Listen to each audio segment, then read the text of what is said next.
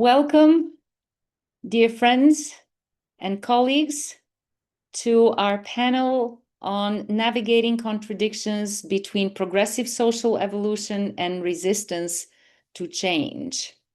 This important panel, which seeks meaningful and viable answers to the big question every one of us faces now: how most effectively to navigate the mounting tension between the hostile forces of a collapsing world where the rule of might and self-interest is the dominant value, and a new world emerging, one that wants to build a peaceful, prosperous, harmonious, and sustainable civilization for all humanity on this planet. Dear colleagues, as we know, Agenda 2030 marked a recognition by global society that the only way forward is for humanity to develop dynamic, optimal pathways of bringing together the mutually interactive systems of the biosphere, society, and the economy. And that is, as we know, the goal of the SDGs. And while they were initially recognized with enthusiasm as the only meaningful response to the poly-crises of the planet, in recent years, as we know, not only has achievement along the 17 SDGs lagged behind, but we have witnessed a growing pushback to the rapid pace of social change. So it is our task today, as was said in closing by the previous panel, to embrace our humanity and to examine how the forces that resist the transformation can best be consciously addressed. So we have here a distinguished panel of speakers with whom we have a challenge, and that is to arrive at some meaningful answers within our 50-minute panel. So, dear colleagues, it is our task to move quickly beyond the customary focus on introducing our own projects and to delve into the collective question we face. For this purpose, I will briefly introduce each of you distinguished panelists and ask that you take the next 4 minutes to address the following question. What are you learning from your particular project about most effective approaches in helping human groups and organizations to overcome fear and defensive postures and to embrace a constructive and collaborative process of addressing social and global challenges? Our goal here is to bring our respective discoveries into a synergistic dialogue that illuminates meaningful solutions. For that purpose, I will keep time, and after the first round of sharing for 4 minutes each, we'll invite us to a second, briefer round to reflect on what is emerging as we listen mindfully and deeply to each other. So I'll start by briefly introducing myself.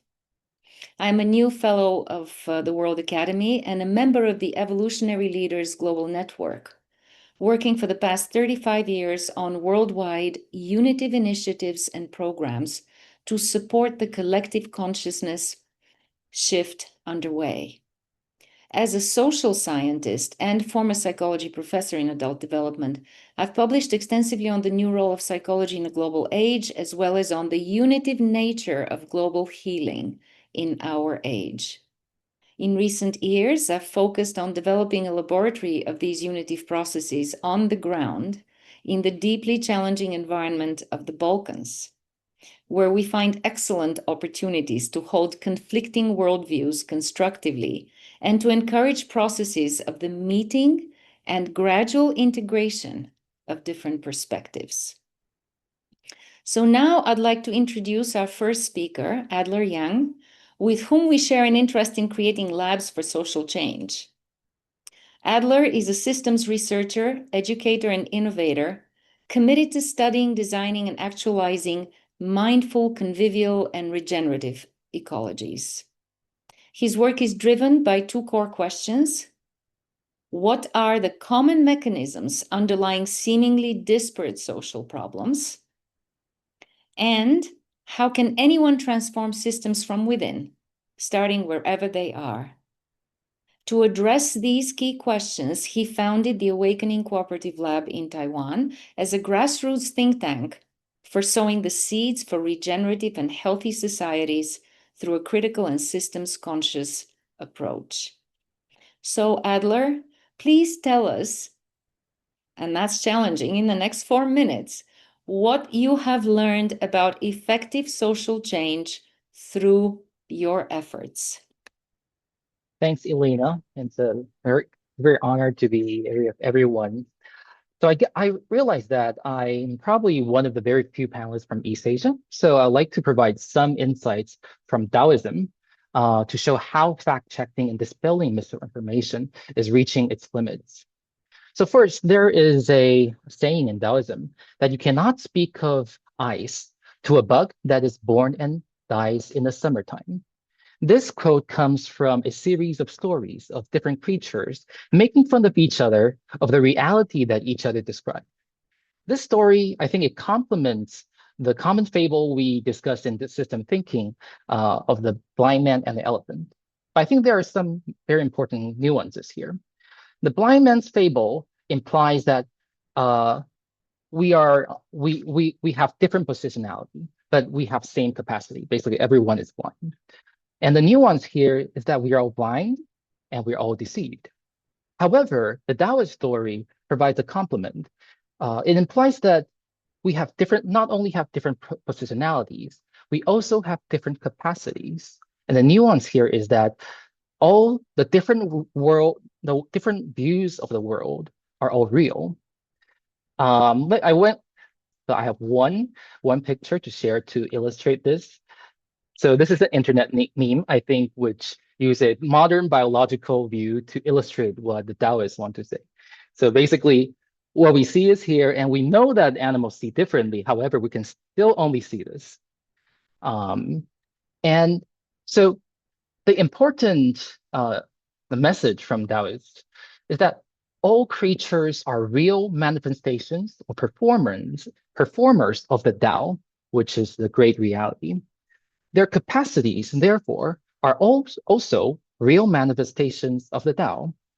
As cognitive, perceptive content, as part of their capacities, or as effects, or the performance of their capacities, therefore, are also real manifestations of the Tao. The second insight from Taoism that I like to share is that now I would like to invite all of you to think of the most beautiful scenery, the most tasty food. Can you come up with a description that completely captures the view, the smell, the touch, the taste, the voice, or feeling? We as humans, we need to make sense. We need to express. We need to be understood through language and action. But through this small exercise, we know that no language and action can be ever perfect. And this basically is already voiced by the Taoists, saying that the Tao that can be Taoed cease to be the constant Tao. Here, the Tao has two meanings. That means, first, what can be expressed and what can be done. So there's always this gap between what language and action can capture, the extent it can capture our reality. And the third insight is that the Taoist says that for this to me is that to you. And all arguments build on premises. And the very premise that one's argument depends on may be unacceptable to another, and vice versa. I think some people might disagree here because people will believe that there are facts that are scientifically objective. Of course, I believe most of you would understand that there is this huge value or theory-laden nature of science debate, which I won't go into here. But Adler, from a Taoist perspective, I'm sorry to interrupt. We have a minute to wrap up those okay, yeah, I'm wrapping up. Yeah. So what is important here is that the claim and the context, considering the claim and the context given, does it help one make sense, express, be understood about their experiences, which are all real as real manifestations of the Tao. So limit of fact-checking is here. It will only work for those who aren't attached to such information. Why is there always the need for so-called disinformation or conspiracy theories? Is that people need better accounts to make sense, express, be understood of their real experiences. So I see both a challenge and hope here. instead of rejecting these accounts or these experiences can be fruitful frontiers of our scientific development. And I think how do we go forward for our first step? I think Alberto would know better than me about the unconditional positive regard, but from a Taoist perspective, we might start from recognizing that all people and their experiences are real manifestations of the Tao. Thank you. Thank you very much. Thank you. You are bringing forth for us a very important point on which we will have to reflect and then come back. And that is, perhaps as I hear it at least, that part of embracing the tensions right now is really embracing the real gap of perceptions, of cognitive perceptions and imperfection, really embracing the process. With that, we want to turn to another highly innovative thinker, and that's Glenda EOYANG. Glenda founded the Human Systems Dynamics Institute as a social entrepreneurial nonprofit organization that uses principles of complex adaptive systems to help individuals and organizations navigate uncertainty and thrive in chaotic environments, just like the one the world finds itself in now. So it seems that she will have a lot to say to us about embracing imperfections and process. So Glenda, you've been doing this work since 2003, which is a long time. What learnings can you share with us about how organizations, including transnational ones, move towards embracing evolutionary social practices? Well, thank you. Thank you for the opportunity to participate in this exciting conversation, as well as happy anniversary to WAAS. And Adler, it's so exciting to follow you because I believe we're saying the same things. You from a Far East discourse community and me from a very Western discourse community. So I'm curious whether you're hearing the same as well. So this question about how we complete the gap between what we can feel and what we can say, what we can think and what we can act, comes together in this aspiration that we've heard throughout the week. Multiple aspirations, multiple pictures of what gets in our way. Each speaker, and I'm sure each listener, has a hypothesis about what is in the way, and as do I. So I'm going to just bluntly share mine with you. I believe that we in the West are addicted to certainty, and that stops our ability to step into what is possible and necessary. And we've created a world in which that kind of certainty is not possible. Now we look at that in a very specific way, coming out of complex adaptive systems, believing that human systems are self-organizing and that there are three conditions that determine how quickly and in what path and to what ends a system self-organizes. We can't predict or control, but we can observe and influence those conditions. So the first one is boundaries, containers. So if a system has a very tight boundary, then it can be predictable and certain. But we've created conditions today where our boundaries are quite fuzzy. Everything from migration to transgender to language to international communications. In all of those ways, we are breaking boundaries and creating a necessity for uncertainty. The second characteristic is difference. So within any boundary, there are differences. If there are very few differences, then that system is reasonably controllable. I believe that that's the direction that religious fundamentalism and that political far right pushes us. But we created a world in which difference is very high dimension.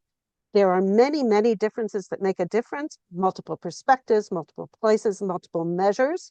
So even for us to talk about things like GDP, or even to translate that into GD purpose, still locks down a small number of variables. And unless we are able to open up and think in high dimensionality, we will be trapped in our over-constrained perspectives. The third characteristic is exchange, that there have to be connections between and among, across differences, so that the system can move forward and can realize its potential. If those exchanges are tight and short, then the system can be controlled and certain. But we created in this moment exchanges that are ambiguous, long, and very specifically nonlinear, so that every cause is an effect and every effect is a cause. And these three characteristics have distorted our ways of knowing and being together. Our open boundaries, our high dimensionality, our nonlinearity.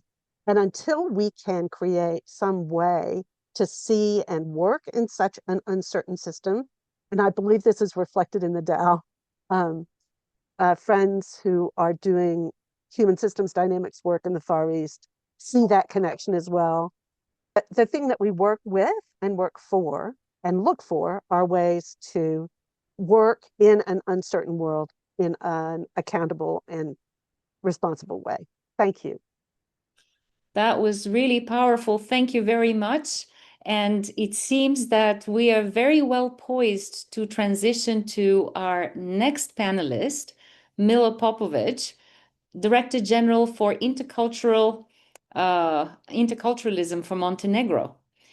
Mila has apparently been working on evolving leadership since 2016, most likely integrating precisely the principles that you were just speaking about. She was doing that in the United States, but now she's transferring that experience into creating a culture of interbeing in Montenegro. So I'm sure she's dealing a lot with issues of boundaries, difference, and exchange. So we turn now to Mila.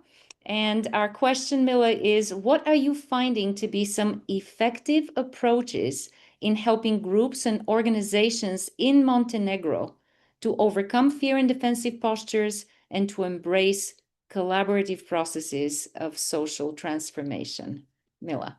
Thank you so much, Elena, and thank you all, friends and colleagues and co-creators, for being here today.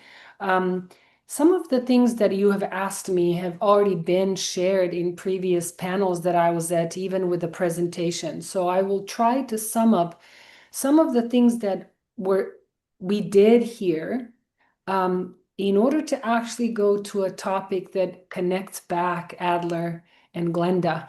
And please forgive me for addressing you by your first name, is the tradition of camaraderie in the World Academy of Art and Science, solely for that reason. So I will tell you what happened, in other words, with the briefest possible description of the context that you mentioned, the Balkans, and Montenegro is an interesting linchpin in the Balkans, right? If you take that little linchpin out, the entire mechanism could potentially spin out of control. So to keep it the stabilizer and the focalizer in the region, to keep it sovereign, stable, and sustainable is key, not only for its own sustenance and longevity, but also, and consequently, speaking of an interdependent world, it is actually vital that it stays stable for the stability in Europe. There's a set of peaking moments coming up in 2026 for Montenegro, amongst which we will be celebrating an anniversary of renewed independence, membership in NATO, but most importantly, the one that I always mention, it's very significant at this time, is that it just happens to be so synchronized that next year, Montenegro will be taking over presidency over Council of Europe. And why is that significant? Because Council of Europe is a little bit, I think, older than the UN. And it's the organization, values-based organization focused on human rights, democracy, and rule of law of 46 countries right now and many observers, right? It's not only European. And it could be, from what I'm seeing right now, the center of moral authority that just might, by those values, sustain EU and its stability. This is the position. 1 minute to really wrap up what you're saying. So now. the two-way street here. What I did when I walked into this arena of continual tensions, mildly put, is I did a two-way street, two-way currents of co-creation. On the one hand, working from the bottom up, working with youth, organizing manifestations, events, supporting them to become conscious of being social artists that indeed have significance and power and means to change their society through their innovations, through their creativity, and to get organized that way, not to wait on the political will. Then organized a conference with Council of Europe that produced Kotor Declaration, which is about the resilience of youth in digital era, just some things from the bottom up, actually uplifting everything from youth. And the top down actually worked on getting into the program of the government to get the budgeting, to fund the NGO sector, to disseminate the culture of interbeing, then also brought in the very first strategy for interculturalism and social cohesion, in order by which Montenegro has become the very first country in the world in which culture of interbeing is now public policy, and other things that I could number. But it was key to work with the double current of creation immediately, and then to connect, to bridge the trust base between state and society in order to emancipate them all through the culture of being that is based on the essential and vital knowledge, scientific and spiritual, uniting the knowledge that all living beings, all life forms, and all phenomena are vitally interconnected and mutually interdependent. Out of that, everything comes out. And my next round would be exactly about human qualia. Thank and you. what a being is. Thank you very much, Mila. We really appreciate your inspiration in taking this tiny little country of Montenegro and really helping it become, as you said, sovereign, stable, and sustainable through both bottom-up and top-down initiatives. That is a very interesting laboratory indeed. Now we turn to Petra KUENKEL, Executive Director and co-founder of Collective Leadership Institute in Potsdam, Germany, and also a member of the Executive Committee of the Club of Rome. Petra, you bring many years of experience in fostering mindset change among decision makers, which is in a way what we've been talking about so far, and also improving the quality of partnerships for sustainability between the public sector, the private sector, and civil society. So what can you tell us from a feminist perspective about effective approaches to social transformation in the context of a growing pushback? Yeah, thank you so much, Elena. Let me start with the 25 years experience in dialogue, because I've started my dialogue experience in companies, in multinational companies. And that was a very interesting experience, but then turned into the founding the Collective Leadership Institute and focused on the issues that are around sustainability. So the most important experience from my starting in the multinational companies was that people lacked a goal, that because the company goal wasn't emotionally inspiring enough. And many of these leaders who engaged in dialogue and engaged in different kind of leadership actually left the companies. So that was one of the reasons why I founded the Collective Leadership Institute, because number one, I knew the future of leadership is collective. So it's really about co-creation. That was like 20 years ago. And number two, if the big issues that we need to deal in the world with, the transformative sustainability issues need to be dealt in multi-stakeholder, multi-perspective, multi-transdisciplinary, etc. way. But this isn't just theoretical, but it requires a lot of practical tools. So I developed a number of these tools and trained, I think, about 8,000 people in the world. And I'm now more in the writing, because I've continued to write, and I've continued to kind of analyze, also from the systems perspective, things that have been mentioned, more the Eastern view here and the Western view. But there is a lot of convergence. It's not the same, but there is a lot of convergence. And also my background, my South African, partly voluntary background, is a deep dive in the African way of dialogue. But what I would like to bring in here into the session, because we're dealing with resistance to change, and the issue is here, I think we need to look at the SDGs again and see what the effect of the SDGs was. And one of the, they were amazing in setting a goal for humanity. And I think this was like in historic times, absolutely unique. Absolutely. And the second, they involved a lot of people in co-creation. Now you can say this was a little bit administrative, like the UN processes are, but as a matter of fact, yes, they involved a lot of people. There was a lot of negotiation, and there were also fights, but one can say it's not that one power over another power pushed things through, so that is, in terms of evolutionary process for humankind, an enormous step. And what happened then, that like the positive side of that was that people started to identify. I know small municipalities in Guatemala or in the Netherlands who started working with the SDGs, and you could find them in some offices somewhere at companies, and there are even companies who organize their strategic goals around the SDGs. So it was a lot of emotionally enticing efforts to align, with this future vision of we are one humanity and we need to deal with that. Okay, on the other side, there were lots of scientists who say, but it's not going to work, because these goals contradict, and if you calculate this, it's not going to work, and so if we, let's say, if we implement all of them, we're not having a planet anymore because we've overloaded the planet, etc. This was all right, nothing to say against it, but it missed a little bit out the emotional effect that the goals had.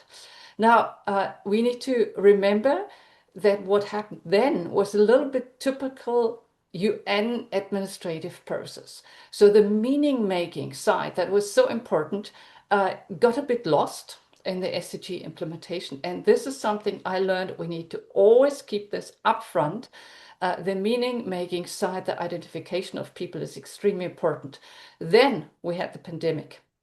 And the pandemic was the kickstart to a complete backlash. And we all know that it's not just resistance to change, it's a huge organized patriarchal backlash. So it's going back to hierarchies, back to patriarchy, back to authoritarianism, kind of back to dominance, and back to some people deciding the lives of other people are disposable, which is at the opposite of the SDGs. And what we're now experiencing in the wars is the extreme form of disposable lives definition. So, Thank you. You need to wrap it up.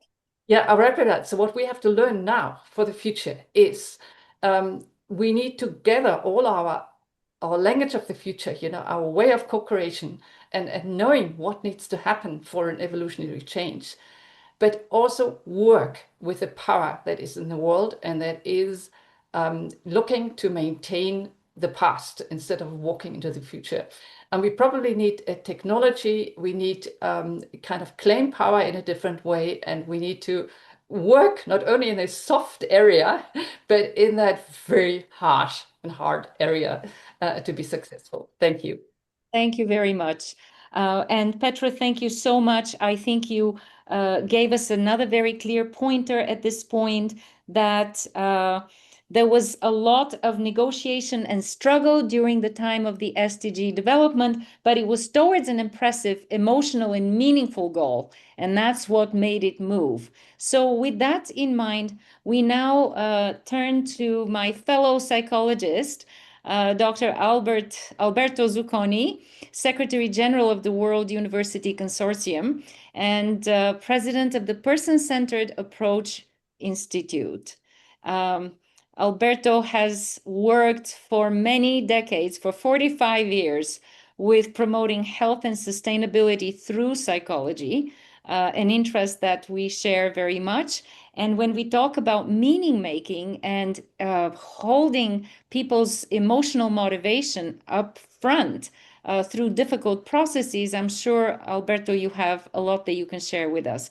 So the question is, what particular learnings do you bring to the table at this time of intensifying tension between the forces of social evolution and the forces of resistance? What do you see as a most constructive approach in this historical moment? Alberto. Thank you. Over half a century of experience, I am convinced and supported by tons of research that actually there is hope. But the hope has to be embodied by our action in everyday life where people love and work.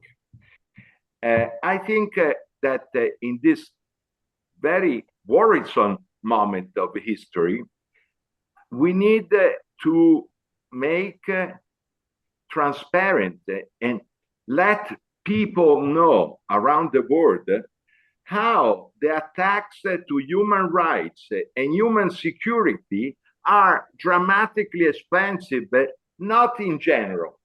We see it in television every day, for example, Gaza of Ukraine. People has to know and understand the larger truth. Every day when they go and make shopping, they pay the cost of the attack to human rights and to human security.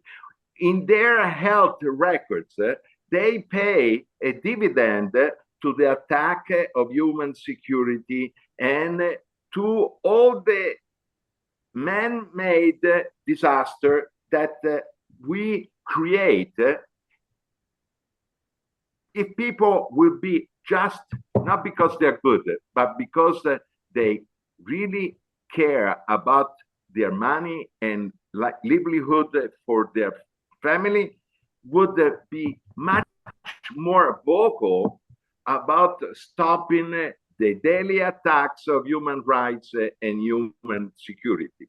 In my many years of working in many different top settings and in different roles, as a trainer, as a researcher, I have seen actually the reason why I'm hopeful. There are well established relationships that are healing even the most dramatic situation. Right now, we're working for the last 3 years with Ukrainian, and we see that we can foster growth after trauma, terrible trauma. Actually, my work in conflict reduction and resolution has shown me that if people can hear them, not just projection, paranoia, and everything bad in the enemy, but people can hear the fears, the need, the tragedy of the adversary, they can understand. I have seen it with my own life, even with meeting and the United Nations and the United Nations University for Peace of enemies that could understand each other. Once they could understand empathically, they could respect each other, even exchange for a month their kids for vacation. Actually, if we create people-centered, sustainable processes, actually, we can promote change. And I have seen it this in many different, I mean, in the mountains of Italy, in a summer school for young people to create people-centered projects. Anyhow, I was saying I believe strongly that we can make a change, and me and Gary Jacobs have written a paper for a manifesto for a sustainable and people-centered future. We have a lot of scientific knowledge that we can promote change for a more sustainable and people-centered communities around the world. Thank you. Thank you very much. Thank you to all of our panelists for the profound perspective that you've brought. And I would like to now really remind us of what the highlights are and suggest that we take a second round of even more focused, 2-minute, no more, deep dive in terms of strategies to deal with natural, understandable resistance at this time and moving forward. So we have talked about embracing the real gap between our visions and the reality of imperfection and the imperfection of process. We have talked about the need for all of our processes to have permeable boundaries, to really embrace the multidimensionality of difference and to engage in exchange. We have also talked about a sort of a laboratory experiment, shall we say, or initiative in taking a whole small country and working from the bottom up and the top down to create a culture of interbeing, because you reminded us of what it means to have hope be embodied. You showed us what embodied relationships really are about, even in the context of profound attack on human security. And Petra, of course, you reminded us that meaning making and those goals that make us profoundly human are easily lost in the noise, in the action, and that as we keep them in the forefront, we're able to stay in the negotiation process, in the struggle, because it is that impressive goal, in this case, the SDGs, that really move humanity forward and allow us to, as Alberto was saying, be able to listen to each other and hear the needs and the fears even of our adversaries until we can meet. So I'm going to invite you now to take 2 minutes, and I also want to tell you here that there has been a question from our participants. One of them is asking if Petra could speak more about what you mean by working in hard sectors. So I'm just mentioning that, but I'll give each one of you an opportunity for a second round. And this time I'm asking you to focus further on one method that you find effective in embracing resistance and the imperfection of our current process. One method, very specific. Thank you. Let's start again with you, Adler. Thank you. I have to be very honest. I also told Elena in the previous email that this is one challenge I'm facing, and we don't really know how to solve it immediately. For those who are already in that resistance or in that conflict, and in Taiwan, we are experiencing this very severely. However, if I reflect to my personal experiences, that my work, I have been working with people across very different spectrums, including those who are, for example, in Taiwan situation, who are pro deterrence, and some people are more pro diplomacy in our regional conflict. And I have no problem working with both of them, either of them. Reflecting into my ability of working across these spectrums, across ecosystems. I think what is very important include, first of all, what I shared before, the Taoist idea. The other, I think, echoing what everyone has just shared here, and especially Alberto, that I'm actually raised in a Adlerian, Rogerian democratic school. So I have been, through my personal upbringing, I have experienced that unconditional positive regard, being treated as a whole person before being judged of what I say. I think having that experience allows me to really see where people come from, where the people are at, and not being flushed away by whatever they say, because what they say is just the tip of the iceberg. Thank you. Thank you. That's a wonderful way to enter our second round. And with that, I'll come to you, Glenda. What would you like to add in terms of these wonderfully clear principles that you've already laid out for us? Anything that more specifically you have found to be particularly helpful in embracing tension? Yes, in terms of real practice and action. So it's one thing to take people to the edge of uncertainty, and it's another to give them the capacity to make choices and take action there. And that's very important to our work. And there are three particular practices that we use. And it was quite interesting, Petra, that as you talked about the embedding of the SDGs, I heard these three in that. So one is to stand in inquiry. So letting go of the need for expertise and engaging truly with what is present in the time.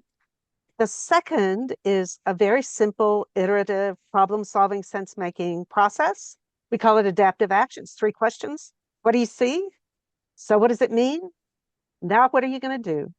And then once you take action in a complex system, it shifts and you begin again. That iterative process then gives you an opportunity, even if you have partial knowledge about the system, you can move forward. And the third is pattern, to understand deeply what a pattern is, to see patterns instead of problems, and to be able to shift them. And those 3 practices are the things that we help teach people to do to develop hope in the midst of uncertainty. Powerful. Thank you very, very much. Standing in inquiry, what you see, what it means, and what you're going to do, and really seeing patterns instead of problems. Thank you very much. All right, Petra, take it from here. I'm sorry, let's go to Petra and then we'll come to you, Mila. So I'm very much focused on patterns because I think that's the human skill of the future. Being able to see things in patterns and not in binary options, because actually life doesn't have binary options. And pattern recognition, but actually life-affirming pattern recognition, I think is the most important part of the future. I think the one thing that I would bring in still as an analysis, we need to understand when people lose the connection to a better world, you know, a connection to a goal, a connection to a future, a vacuum emerges, and that vacuum is at the moment used by patriarchal backlash, right-wing powers, authoritarianism, etc. You know, because they foster fear and then they thrive or they build their strategies around fear. So in terms of practices, for me, 3 things are absolutely important. The one is really believe and invest in our transformative power and the transformative narrative power, because the narrative of the future that we share is just not powerful enough in terms of kind of that emotional connection. And the life affirming part is the most important in that. The second is really, and that I mean with operating in the harsh area, you know, kind of protecting the infrastructures for collective action and collaboration and dialogue, because that is extremely important. And there could be circles of trust, that could be within institutions, that could be across institutions, that could be networks, etc. Do whatever we can to kind of build the networks that are the foundation for the future societies, and that is extremely important. And the third practice that I do think we need to be a little bit more in the hard world is really reclaiming strategic foresight. We need to show how transformations can be possibly done, and that in a much more practical way.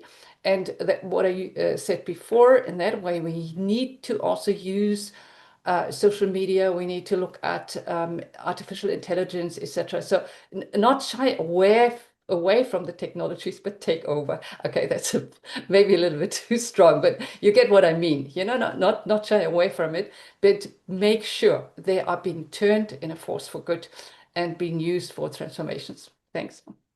Excellent, excellent. So this logically takes us to what Mila is doing on the ground in Montenegro. So maybe just one thought, Mila, on what you are doing or seeing specifically as you're cultivating pattern recognition and you're strengthening people's belief in a transformative narrative on both levels, with youth, but also with government. So one contribution here. The way I've done it is that I would always walk in and paint a larger picture to any community and all communities together, and at all different generations or genders. Because it's a multi-ethnic state. You walk into that kind of stakeholder environment, you have to zoom out and paint a larger picture and tell them, listen, these are our universal problems. These are existential risks that don't discriminate against anybody, unfortunately, in a very negative way. This is what's coming up. This is what's already at our doorway in terms of advancing technology and scientific discoveries. Also, using all of us as true human resource for research, literally as human resources, and sucking in, all of our collective intelligence into processors and spewing back to us a mirror image of who we are right now. And why are we fearing it? Is because we see all the prejudices and biases in that mirror that at one point may be targeting one community and another community in a lose-lose game, if that's the way we're going to go. So then you have to listen to profound, deep personal stories with recognition and teaching everybody, giving them the discourse with which they can express that indeed my personal inner world, of which Adler and Glenda spoke, is my unique qualia, my profoundly, deeply subjective experience of reality, and that it is as valid and as important as any other. And it is exactly what is being fed into technology. So to teach them that if you are marginalized, all of a sudden there will be a reversal of values where you will be as an outlier, valued more by technology for harvesting your qualia into it. Then you redignify that human being, but you also teach them the responsibility of sharing their perspective, teaching the majority about that perspective, and mutually actually supporting through data solidarity, if you will. Thank you. Qualia solidarity to understand the well-being, not just well-being, survival first and foremost, well-being and security and prosperity of all depend deeply with each other. Thank you very much, Mila. This is a wonderful transition to Alberto. Our invitation to you for closing thoughts. Mila was really speaking about the person-centered approach in action. What would you like to add?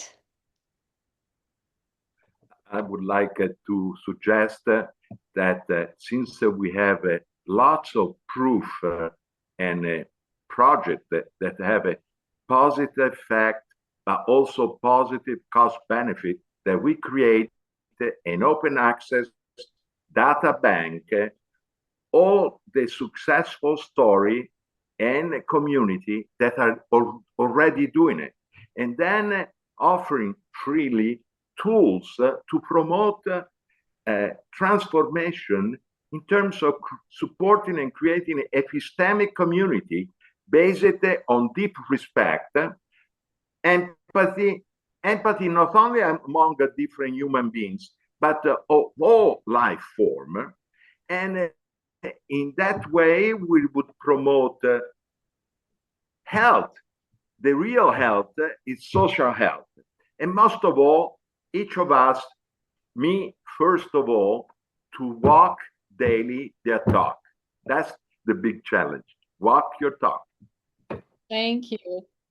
Thank you so much. It's really extraordinary how convergent this panel has been, and what a soaring of recommendations, which really peaked for me at least, in this recommendation of creating an open access data bank for successful stories that become the material through which we can actually support and create, as you said, Alberto, epistemic communities that create social health.